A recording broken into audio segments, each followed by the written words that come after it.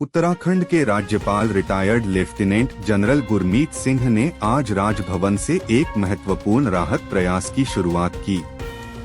राज्यपाल ने भारतीय रेड क्रॉस सोसाइटी की ओर से प्रदेश के 13 जिलों के लिए भेजी जा रही राहत सामग्री से भरे ट्रकों को हरी झंडी दिखाकर रवाना किया।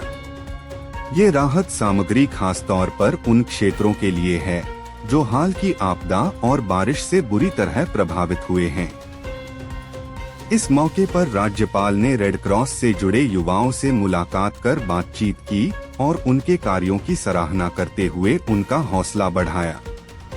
उन्होंने कहा कि आप जैसे युवाओं की भागीदारी से ही राहत और सेवा के कामों में नई ऊर्जा आती है।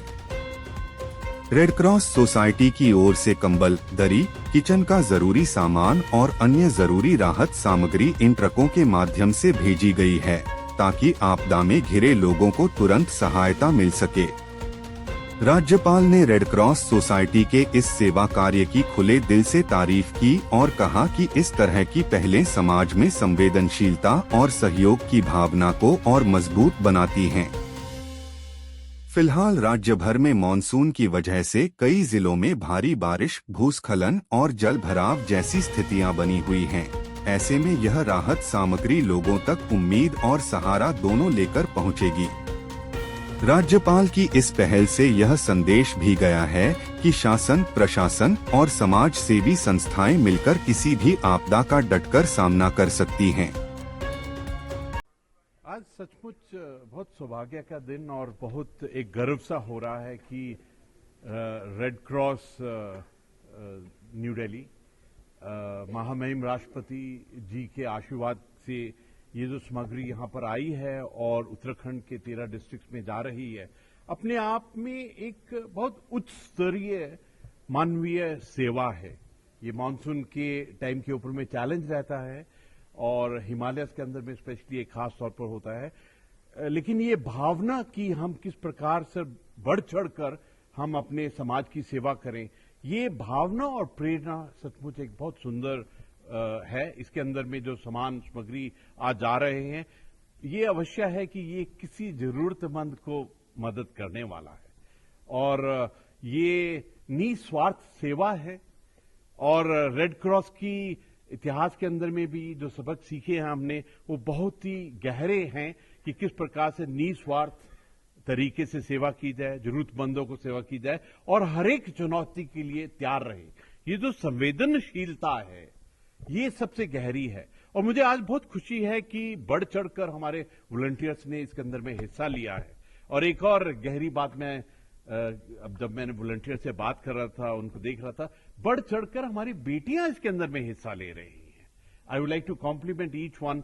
और इस हमारी जो संस्था के अंदर में जितने भी लीडरशिप है, चौधरी साहब हैं, वर्मा साहब हैं और जो भी लीडर्स हैं जो इस संस्था को चला रहे हैं, तो मुझे बहुत खुशी है कि आपने प्रचार प्रसार किया और हमारा पूरा परिवार इकट्ठा होकर इसमें मदद कर रहा है।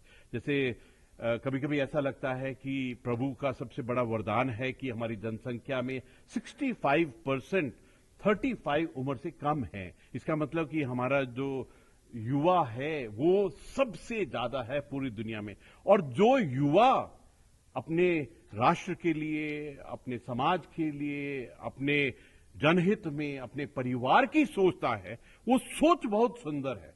मुझे तो पक्का विश्वास है आज देखकर कि जिस प्रकार हमारा पूरा समाज, पूरा परिवार इस सामाजिक कार्य में लगा हुआ है कि आने वाले समय में 2047 में हमको विकसित राष्ट्र, हमको आत्मनिर्भर भारत और विश्व गुरु होने से कोई नहीं रोक सकता है, जिस परिवार के अंदर में ऐसी भावना है। मैं एक बार फिर रेड क्रॉस सोसाइटी नई Delhi, red cross society Uttarakhand और जितने भी हमारे डिस्ट्रिक्ट के अंदर में हैं, मैं एक रिक्वेस्ट करूंगा कि आप बढ़ चढ़कर हर एक युवा को बोलें कि इस ऑर्गेनाइजेशन को ज्वाइन करें। और मैं चाहूंगा कि हमारी जो संख्या है, जो भी संख्या है, वो कम से कम 5 लाख से 10 लाख होनी चाहिए।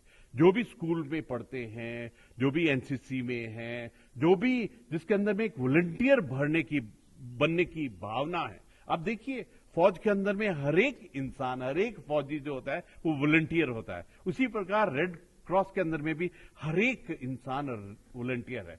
ये जो वॉलंटियर की भावना है ना, ये बहुत गहरी भावना है।